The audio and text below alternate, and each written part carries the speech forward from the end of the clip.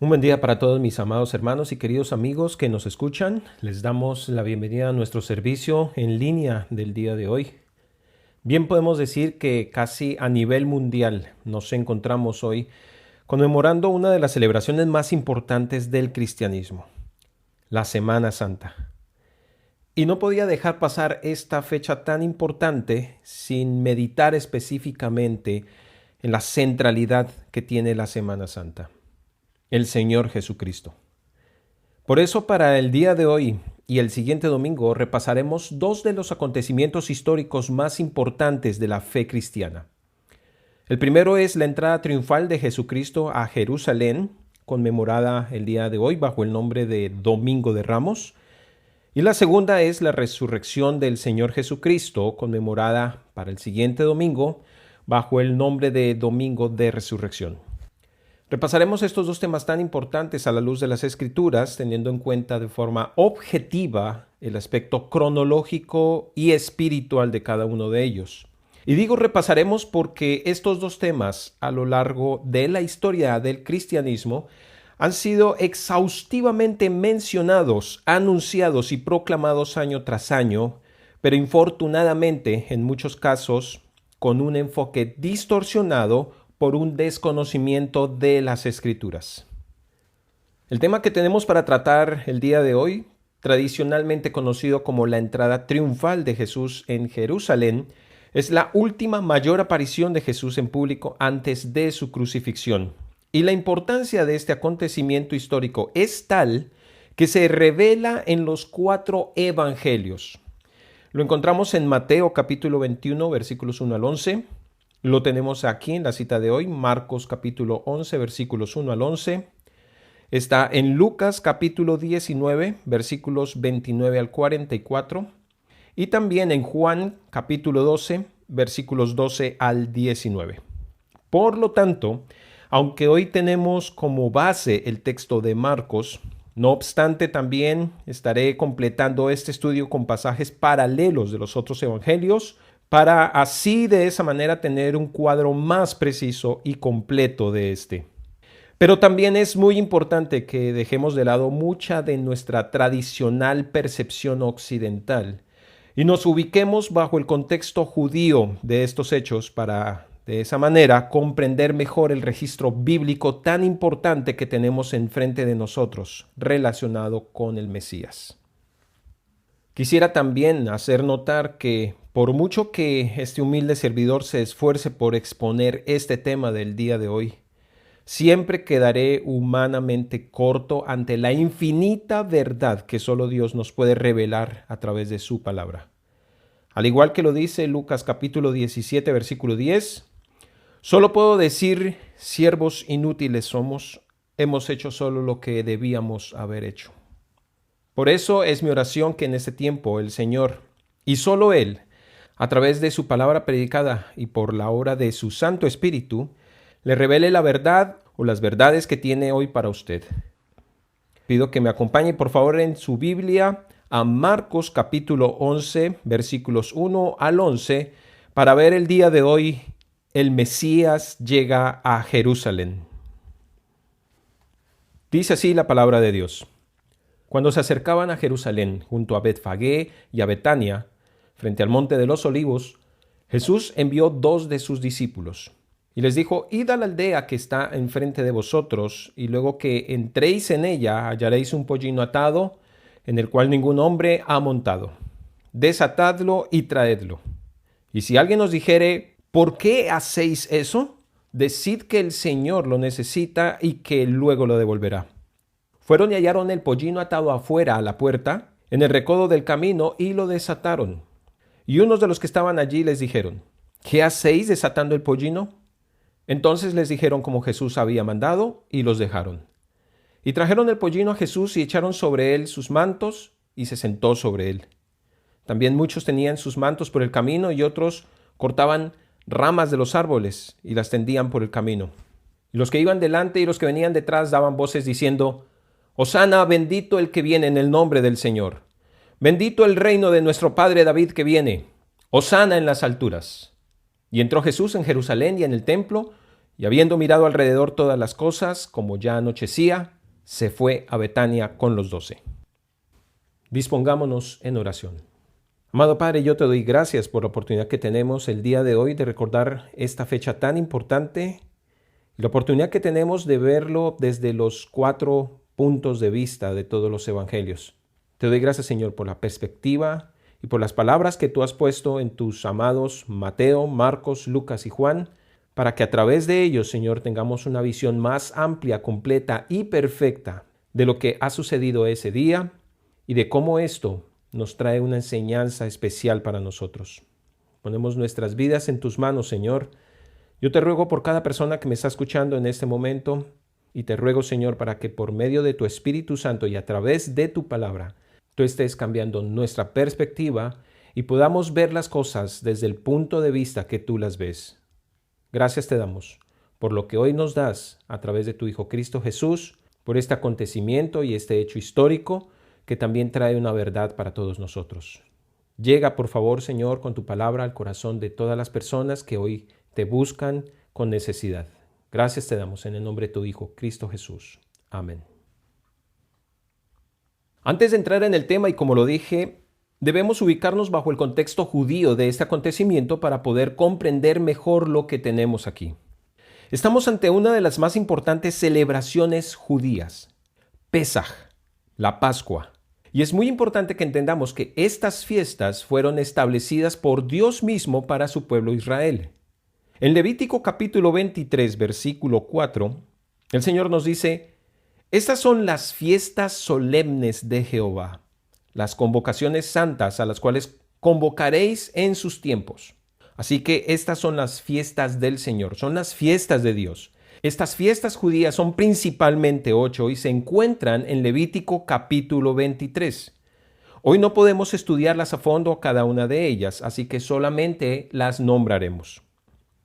Primero, Sabbat, versículo 3. Este es el día de reposo, cada 7 días. Segundo, Pesaj, versículo 5, que es la Pascua. Tercero, Matzot, versículo 6. Esta es la fiesta de los panes sin levadura.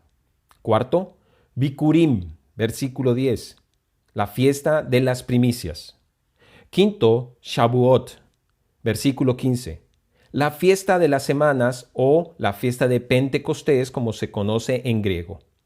Sexto, Yom Teruah, versículo 24, que es la fiesta de las trompetas.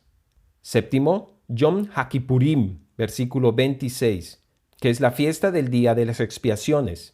Y por último, Sukkot, versículo 33, que es la fiesta de las cabañas o fiesta de los tabernáculos. Ahora bien, estas celebraciones no son simples fiestas judías. También son descritas como citas, convocaciones o ensayos. Son ensayos, citas y convocaciones establecidos por Dios con varios propósitos. Primero, cumplir con un mandamiento. Segundo, dar un servicio o adoración al Dios eterno. Tercero, tiene como propósito dar una enseñanza de vida para los hombres. También traer un tiempo de comunión para la familia y ser una sombra profética. Es decir, tiene un mensaje futuro de lo que el Mesías prometido habría de cumplir. Así, con estas fiestas o ensayos, los judíos se preparaban para la llegada del Mesías prometido por Dios cada año. Ahora, para nuestro tema de hoy, haremos énfasis en la Pascua, porque esta es la fiesta que está a punto de celebrarse cuando Jesús entra a Jerusalén. Y es muy importante que recordemos en qué consiste esta fiesta y cuál es su significado profético.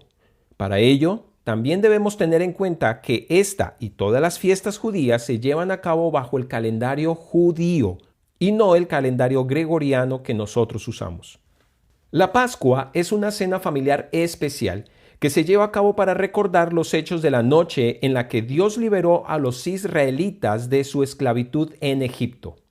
En Éxodo capítulo 12 tenemos el relato de este acontecimiento.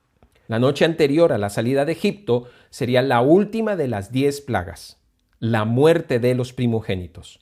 Así que todo el pueblo de Israel debía prepararse para esa noche y tomar un cordero de un año, macho y sin defecto, para ser sacrificado comerlo asado durante la noche con hojas amargas, panes sin levadura y jugo de uva. Pero antes, la sangre del cordero debía ser tomada en un cántaro para ser rociada sobre los postes y el dintel de sus casas. Así le sería por señal. El Señor vería la sangre y pasaría de largo sin que hubiera plaga de mortandad en esa casa. Es lo que nos dice Éxodo capítulo 12, versículo 13. Por eso Pesaj significa pasar de largo. Porque el Señor pasó de largo donde estaba la sangre en los dinteles de las puertas de esa casa, y en esa casa no había mortandad en esa noche. Pesaj se celebra cada año en el mes primero del mes de Nisan o mes de Aviv. El mes comienza con la primera luna nueva. A partir de ahí se cuentan 14 días y en la tarde de ese día se celebra Pesaj. Esa misma noche, al entrar el día 15, iniciaba Matzot, la fiesta de los panes sin levadura que duraba 7 días. Y ahora bien, aquí entramos en materia. Esta y todas las otras fiestas era algo que todos los judíos hacían porque fue un estatuto perpetuo establecido de parte de Dios. Éxodo capítulo 12, versículo 14 nos dice: «Y este día os será en memoria, y lo celebraréis como fiesta solemne para Jehová durante vuestras generaciones. Por estatuto perpetuo lo celebraréis». Luego esta era una convocatoria que todos los judíos celebraban rigurosamente. Entonces, el día 10, después de la luna nueva que marcaba el principio del mes, el sumo sacerdote salía del templo y se dirigía a los campos de ovejas que quedaban en Belén, donde se criaban las ovejas para el servicio especial del templo. Esto debido a otra profecía que asegura que el Mesías habría de nacer en aquella aldea. Dice Miqueas capítulo 5 versículo 2: «Pero tú, Belén Efrata, aunque eres pequeña entre las familias de Judá, de ti me saldrá el que ha de ser gobernante en Israel. Y sus orígenes son desde tiempos antiguos, desde los días de la eternidad». El sumo sacerdote entonces tomaba el corderito y lo llevaba al templo de la ciudad, donde quedaba resguardado por 4 días para ser examinado por los sacerdotes y ser declarado sin defecto. En ese mismo día, el día 14, degollaban el cordero junto con otros miles de corderos que habían sido criados por cada familia en Jerusalén para esta fiesta de los panes sin levadura. El cordero era degollado, su sangre era tomada y vertida sobre las brasas del altar del templo, y luego el cordero era asado y comido con las hierbas amargas y los panes sin levadura antes de que se pusiera el sol de ese Sabbat. Ahora bien, déjame relatarte qué era lo que sucedía cada año, el día 10 del mes de Nisán. Para este día era común que la ciudad estuviera totalmente llena, abarrotada de miles de personas que habían venido de todas las partes de Israel para celebrar la Pascua en Jerusalén. Todos con sus ramas de palmas y tratando de buscar un lugar de hospedaje en cada rincón de la ciudad.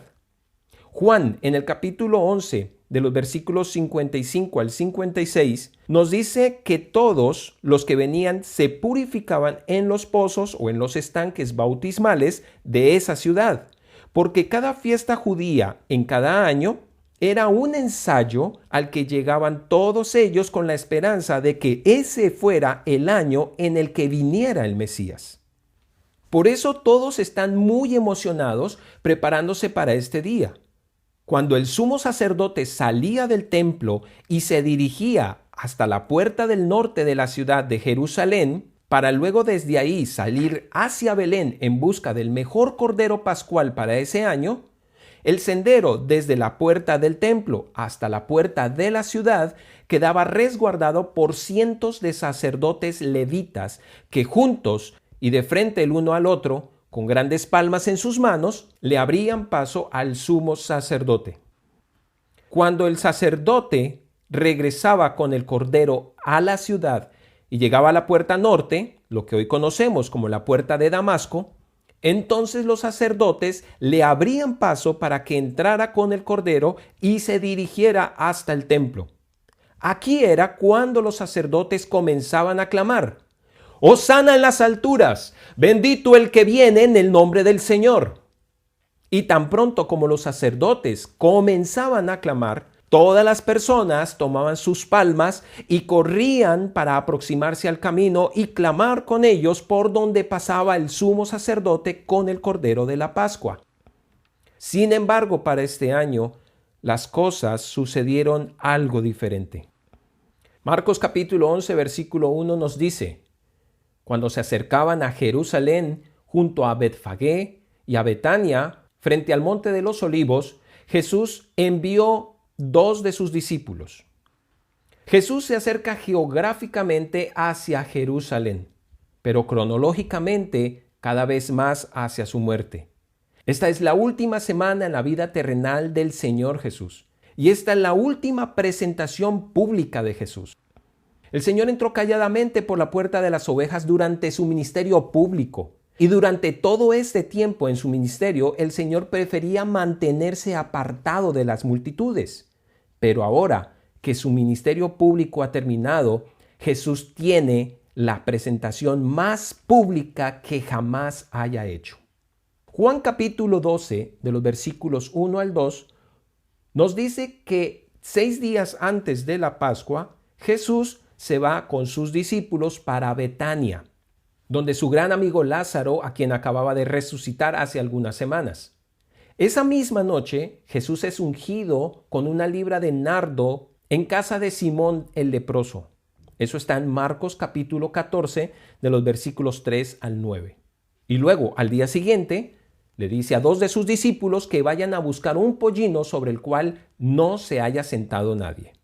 Versículos 2 y 3 de Marcos capítulo 11.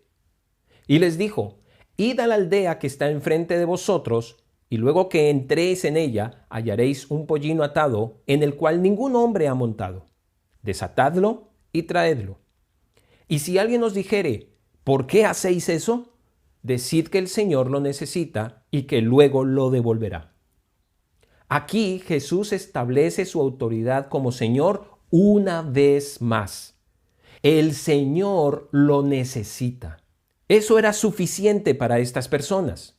El registro de Mateo capítulo 21, de los versículos 4 al 5, nos dice que todo esto aconteció para que se cumpliese lo dicho por el profeta.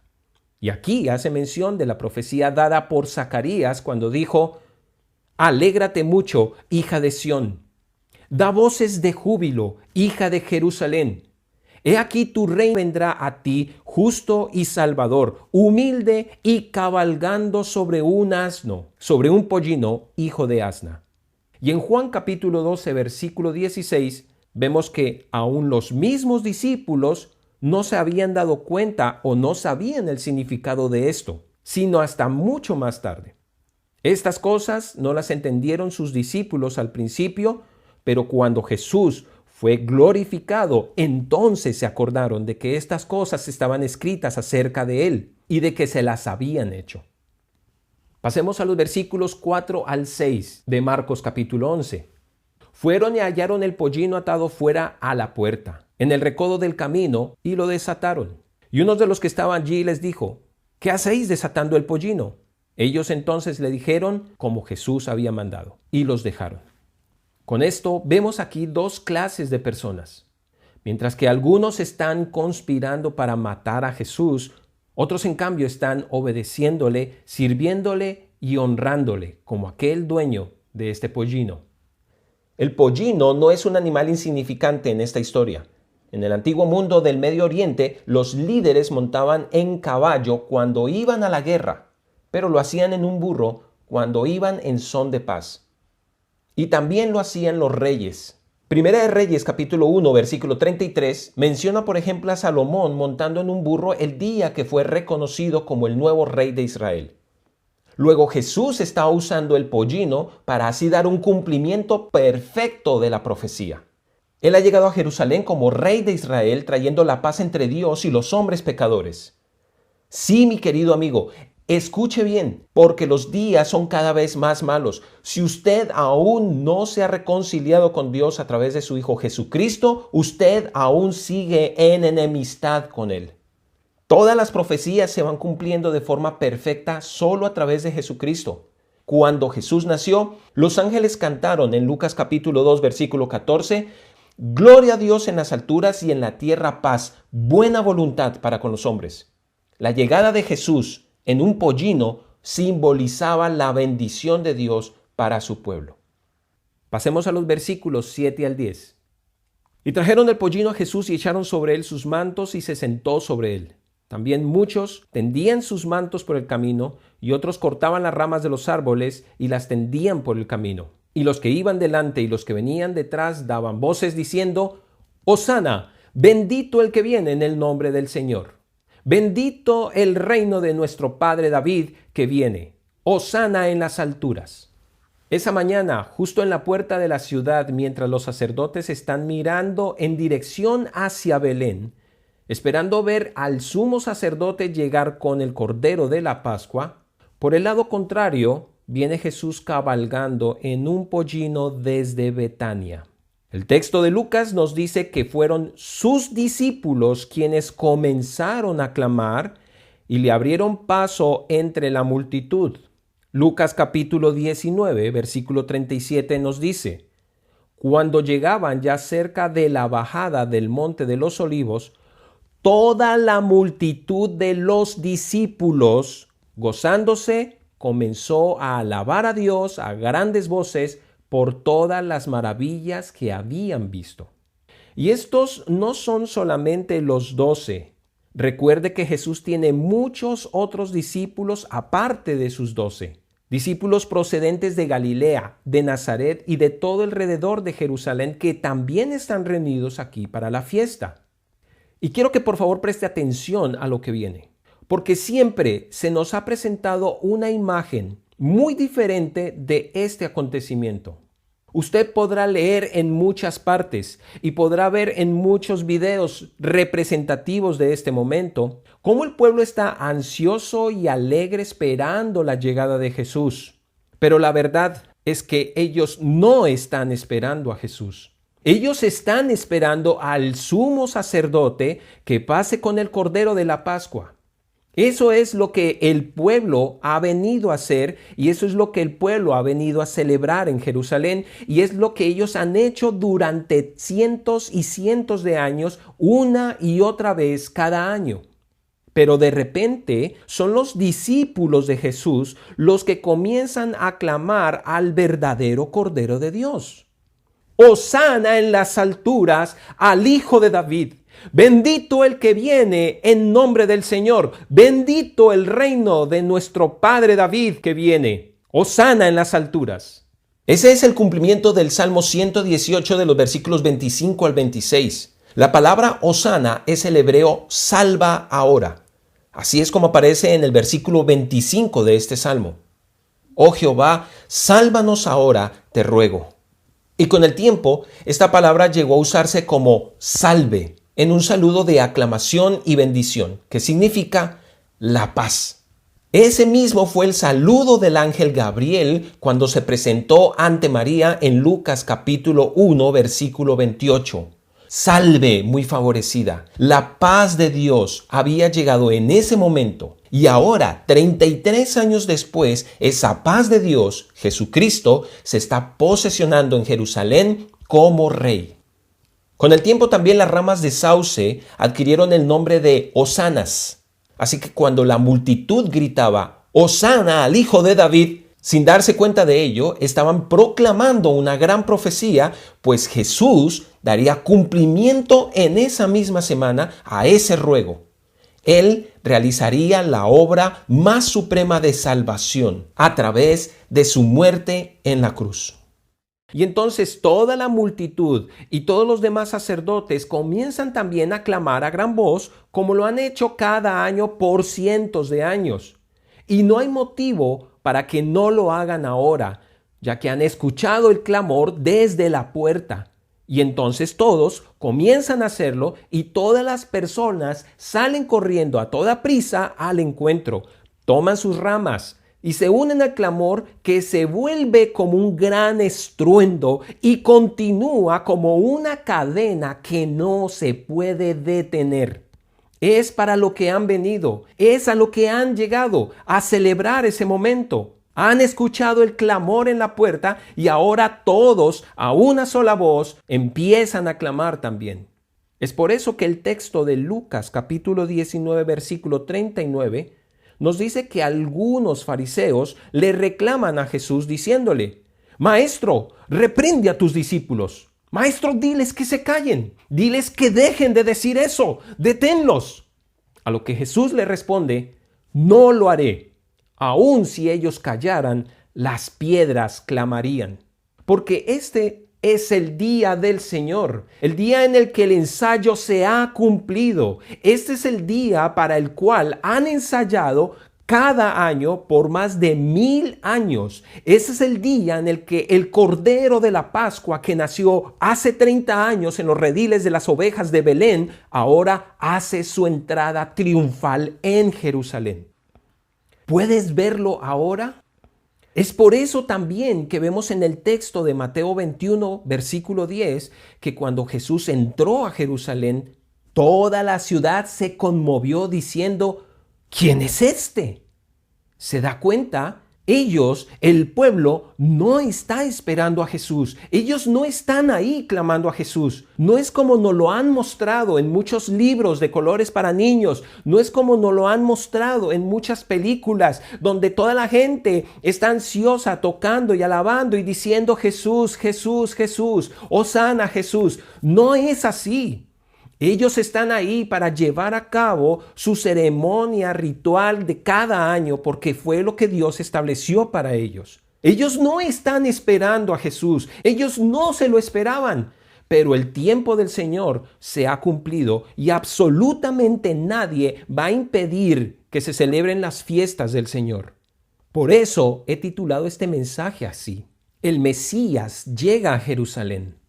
Jesús ya había venido antes a Jerusalén, pero solo en este momento es cuando se cumple el tiempo del Señor y Él entra como el Mesías prometido, cumpliendo perfectamente las profecías. De hecho, muchos de los que están ahí ni siquiera saben quién es ese que viene en el pollino. Y por eso algunos responden en Mateo capítulo 21, versículo 11, este es Jesús, el profeta de Nazaret de Galilea. Esto es de verdad tremendo. Usted no se imagina cuánto poder de Dios hay aquí.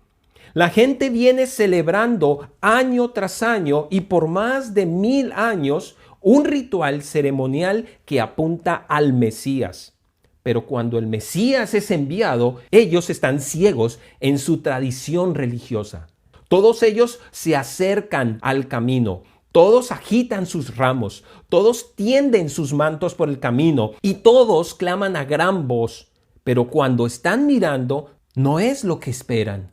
No es lo que están esperando. Usted puede imaginarse la escena. Ellos llegan al borde del camino, extienden sus mantos, mueven las palmas y cuando empiezan a mirar quién viene, ¿dónde está el sacerdote con el cordero? No, el que viene es un hombre sentado en un pollino.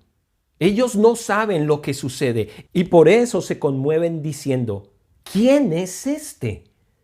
Mis queridos, así será para muchos el encuentro con el Señor. Porque todas sus vidas han tenido una idea, un concepto, un tipo, una imagen de un Señor conforme a sus deseos y a la maldad de sus corazones, pero completamente contrario al que es revelado en las Escrituras. Piense en esto, muchos evangélicos están esperando a un Jesús que los haga ricos. Los mormones estarán esperando a un Dios que les dé a cada uno de ellos un planeta lleno de doncellas para ellos. Los testigos de Jehová estarán esperando a un Jesús que no es Dios. Los musulmanes estarán esperando a un Mohammed. Los hinduistas estarán esperando a un Shiva o a un Vishnu. Los budistas estarán esperando a Buda, muchos católicos estarán esperando a alguno de sus santos o a María. Muchos estarán esperando a un Dios que los salve por sus buenas obras y los ateos estarán esperando que no haya Dios. Querido oyente, ¿estás seguro de conocer al verdadero Dios de las Escrituras? ¿Estás seguro de conocer al verdadero Mesías de las Escrituras? ¿Tienes una relación personal íntima con Él? ¿Es Jesucristo realmente tu Rey y tu Señor? No podemos decir que Jesucristo es nuestro Rey cuando nuestra fe también está apoyada en otros personajes o en otras cosas materiales. Dios ha dado cumplimiento a su palabra. Ha enviado al sumo sacerdote y al cordero en una sola persona. Y ellos están ciegos en su religiosidad. Ellos no lo pueden ver. Ellos ni siquiera se lo esperan. Y así será la siguiente venida del Señor. Usted ni siquiera se lo va a esperar. ¿Puede entender ahora por qué el texto de Lucas capítulo 19, versículos 41 al 42, nos dice que Jesús, cuando llegó cerca de la ciudad, al verla, lloró sobre ella diciendo: «Oh, si también tú conocieses, a lo menos en este día, lo que es para tu paz, mas ahora está encubierto de tus ojos». ¿Se da cuenta? Ellos no entienden, ellos no ven al verdadero Mesías. Dios ha dado cumplimiento a sus profecías, Dios ha dado cumplimiento a su tiempo. El Mesías ha llegado y ellos no lo conocen. No piense que todo el pueblo está alabando solamente a Jesús. No piense que ellos lo están haciendo. Ellos están clamando porque así fue profetizado, pero en su corazón ellos no se lo esperaban. Jerusalén está cegada. Solamente hay un grupo pequeño, una manada pequeña de los discípulos de Jesús, los que realmente han entrado desde el principio de la puerta clamando que Él es el Mesías. Pero Jerusalén está cegada. No puede reconocer a su Mesías, no puede reconocer a su Señor, y el Señor está llorando por ella. Hosana significa salva ahora. Y todos ellos claman: «Hosana en las alturas al Hijo de David». Y es inevitable, lo tienen que hacer porque son los tiempos del Señor, y asimismo Él ha establecido que toda lengua confesará que Jesucristo es el Señor para la gloria del Padre. Y créame, aún los demonios confesarán de que Jesucristo es el Señor para la gloria del Padre. Pero estos mismos, este mismo gentío, unos días después, son los que van a gritar: «¡Crucifícalo! ¡Crucifícalo!». Yo me pregunto, ¿cuántos hoy también están cegados por sus tradiciones y su religiosidad pagana? ¿Cuántos no están viendo al Mesías? ¿Cuántos hoy, aún sabiendo que Jesús es el Mesías verdadero, siguen mirando a sus ídolos de madera y de piedra, que tienen boca y no hablan, que tienen ojos y no ven, que tienen orejas y no oyen, y que no tienen aliento en sus bocas? ¿Se da cuenta cómo se nos ha presentado una imagen tan distorsionada de este momento tan poderoso de las Escrituras? Y más aún, viendo que está en los 4 evangelios. Veamos el versículo 11. «Y entró Jesús en Jerusalén y en el templo, y habiendo mirado alrededor todas las cosas, como ya anochecía, se fue a Betania con los 12». Los discípulos vienen con el Señor dando voces y proclamando hasta que el Señor llega a lo alto del templo. Ahí concluye la llegada del Rey, en el templo. Este día la ciudad está llena de gente. El sumo sacerdote con el Cordero Pascual se ha quedado a las afueras de la ciudad sin poder entrar, porque en el templo ya está el verdadero sumo sacerdote y el verdadero Cordero de Dios. Él ha llegado como el gran sumo sacerdote para ofrecer el único sacrificio que será aceptable ante Dios por los pecados de todos nosotros. Por ahora no había lugar para Jesús en Jerusalén, salvo en la noche de su arresto y en su juicio. Y aunque vuelve a Betania con sus discípulos, es aquí, en Jerusalén, donde Yeshua, el Cordero de Dios, deberá posar durante 4 días para ser examinado como el Cordero perfecto para el sacrificio. Los evangelios nos dejan constancia de que día tras día, después de este acontecimiento, los herodianos, los fariseos, los saduceos, los caraítas, los dirigentes religiosos y hasta los civiles, todos por igual, todos a una sola, intentan encontrar alguna falta en Jesús para condenarlo, pero no la hallan. Llegado el día 13 es el día de la preparación. Jesús lava los pies de sus discípulos y tiene su última cena con ellos. Es un día oscuro cuando Jesús es arrestado en el huerto de Getsemaní. Es llevado ante Anás, el suegro del sumo sacerdote. Luego es llevado ante Caifás y por último es llevado ante Pilatos. Y este último, viendo que no había nada malo por lo que se debiera acusar a Jesús, simplemente concluye sentándose en su trono de juicio y proclamando exactamente las mismas palabras que el sumo sacerdote en ese mismo instante debía proclamar en lo alto del templo cuando concluye su inspección de 4 días sobre el Cordero de la Pascua. No hallo falta alguna en él. Palabras que el sumo sacerdote decía cada año durante miles de años. Dios está cumpliendo sus fiestas y profecías en su Hijo Jesucristo. Y ahora el Cordero Pascual de Dios ha sido declarado perfecto, sin falta alguna, y puede ser ofrecido ante Dios como el sacrificio sustituto perfecto por los hombres. Permítame terminar con esto. Finalmente y después de más acusaciones, Jesús es enviado a la cruz. Por ese mismo monte Moriah, hace 1000 años atrás, Isaac subía cargando la leña sobre sus hombros para el sacrificio y es quien le pregunta a su padre Abraham: Padre, tenemos la leña y el fuego, pero ¿dónde está el cordero para el sacrificio? A lo que Abraham contestó: Dios se proveerá de cordero para el holocausto, hijo mío. Y ahora, de la misma manera como sucedió 1000 años atrás con Isaac, el mismo Cordero de Dios ahora carga sobre sus hombros la leña para su propio sacrificio. Escucha, Dios proveerá no es una frase de cajón que debamos usar para que milagrosamente Dios nos conceda todas nuestras necesidades y caprichos. Cuando Dios puso estas palabras en boca de Abraham, nunca lo hizo en referencia al dinero o a cualquier otra posesión material. Esto no es Dios proveerá para un auto, Dios proveerá para ropa, Dios proveerá para comida, Dios proveerá nuestros lujos. No, cuando Dios lo hizo fue en referencia a su Hijo, que sería ofrecido en sacrificio para el perdón de nuestros pecados. La Pascua, mis queridos hermanos y mis queridos amigos, tiene un significado sublime, absoluto e infinito para Dios en Cristo.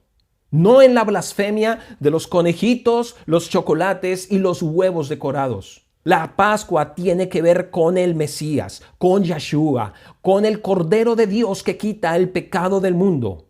Porque solo a través de su sangre podemos ser librados de la plaga de la muerte eterna y la esclavitud del pecado. Solo por medio de él podemos salir del Egipto del mundo y ser libres de una vida desordenada en pecado que Dios aborrece. Por eso la centralidad de la Semana Santa está solo en Él, en Jesucristo, y no en ningún otro personaje bíblico o en los muchos ritos que falsamente se nos imputan por tradición, porque solo Jesucristo es nuestro sumo sacerdote. Hebreos capítulo 7, versículos 26 y 27 dicen de Él: porque tal sumo sacerdote nos convenía, santo, inocente, sin mancha, apartado de los pecadores y hecho más sublime que los cielos, que no tiene necesidad cada día, como aquellos sumos sacerdotes, de ofrecer primero sacrificio por sus propios pecados y luego por los del pueblo, porque esto lo hizo una vez para siempre, ofreciéndose a sí mismo. Jesucristo entró este día como Rey, pero no se acercó a la corona sin antes acercarse a la cruz. Si Él no hubiera hecho esto, ni usted ni yo podríamos jamás haber sido salvados de nuestros pecados. Él tuvo que ir primero a la cruz para recibir sobre sí mismo el castigo eterno que nosotros debemos sufrir por todos y cada uno de nuestros pecados. Pecados de pensamiento, de palabra, de obra y por omisión. En la cruz, Dios carga sobre su Hijo el juicio que nosotros merecemos para que ese juicio no caiga sobre nosotros. Y ahora, Dios, habiendo pasado por alto los tiempos de esta ignorancia, manda a todos los hombres en todo lugar que se arrepientan por cuanto ha establecido un día en el cual juzgará al mundo con justicia por aquel varón a quien designó, dando fe a todos con haberle levantado de los muertos. Todas las fiestas judías por el Señor desde la antigüedad señalan y apuntan únicamente al Mesías, únicamente al Rey y Salvador Jesucristo. Y solo Él cumple con todas las profecías, por ser Él el único y verdadero sacrificio de expiación por los pecados de los hombres. Aún las mismas fiestas judías se convirtieron para estos judíos en el todo de sus vidas, hasta el punto que no pudieron reconocer al único que podía salvarles. Por eso, en esta época, yo le invito amablemente a que aparte sus ojos de toda clase de rito religioso, que aparte sus ojos de toda clase de idolatría y con un corazón sincero busque al Dios vivo y verdadero de las Escrituras. Él está dispuesto a recibir a todo aquel que se arrepienta de sus pecados y crea en ese único medio de salvación y de justificación efectuado hace más de 2000 años atrás en la cruz del Calvario. Porque un día futuro, de la misma forma como en la entrada de Jerusalén, Jesucristo vendrá otra vez, y en esta ocasión ya no vendrá en un pollino en son de paz, sino que vendrá en un caballo blanco en son de juicio, como lo dice Apocalipsis 19. En su primera venida, Él ha llegado como el Cordero de Dios, pero en su segunda venida lo hará como el león de la tribu de Judá. Si usted sabe que aún no está en paz con Dios, si usted tiene temor de su muerte porque no sabe lo que le espera o porque precisamente sabe lo que le espera ante el Señor, este es el momento entonces de reconciliarse con Dios. Aún hay tiempo para hallar salvación si tan solo se rinde al señorío de Jesucristo. Juan capítulo 1 versículo 12 nos dice: mas a todos los que le recibieron, a los que creen en su nombre, les dio potestad de ser hechos hijos de Dios. Usted puede hoy mismo ser un hijo de Dios si tan solo cumple con los dos únicos requisitos que Dios pone para salvación. Primero, arrepentirse de sus pecados, de todos y cada uno de ellos. Busque un lugar a solas en su habitación y póstrese ante el Señor en oración y con sus propias palabras arrepiéntase de todos sus pecados. Pídale perdón por sus pecados. Y segunda condición, crea en este sacrificio, crea en este evangelio, crea en esta buena nueva que Dios ha dado y ha determinado para que podamos ser sus hijos. En el momento que usted con toda su fe cree en Jesucristo como el Hijo de Dios, cree que Jesucristo es Dios hecho hombre, que Él murió en la cruz por nuestros pecados y que derramó su sangre para el perdón de nuestros pecados y que fue levantado de entre los muertos y que ahora reina a la diestra del Padre, entonces usted, cuando se apropia de ese hecho, de ese acontecimiento de justicia hecho por Dios, de esa justicia de Dios hecha sobre nuestras injusticias, Dios conoce su corazón, Dios lo ve y Él mismo lo declara como juez justo, jurídicamente perdonado y reconciliado con Él. Solo Él es quien puede perdonar sus pecados. Dios está llamando en el día de hoy a que los hombres vuelvan su corazón, porque ha establecido un día en el cual juzgará al mundo con justicia por aquel varón a quien designó, dando fe a todos con haberle levantado de los muertos. Ese será nuestro tema para el próximo domingo, la resurrección de Cristo.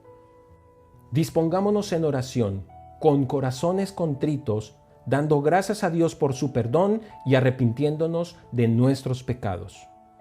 Padre, yo te doy gracias por el gran valor que tú nos has hecho ver el día de hoy en tu palabra. Porque tú todavía sigues hablando a través de tu palabra y tú tienes poder para darnos a conocer la verdad y llevarnos a la libertad. Señor, te imploramos por todas aquellas personas que en este momento claman a ti por salvación. Cambian nuestros corazones, pedimos tu bendición en cada uno de nosotros. Que el Señor te bendiga y te guarde, que el Señor te mire con agrado y te extienda su amor.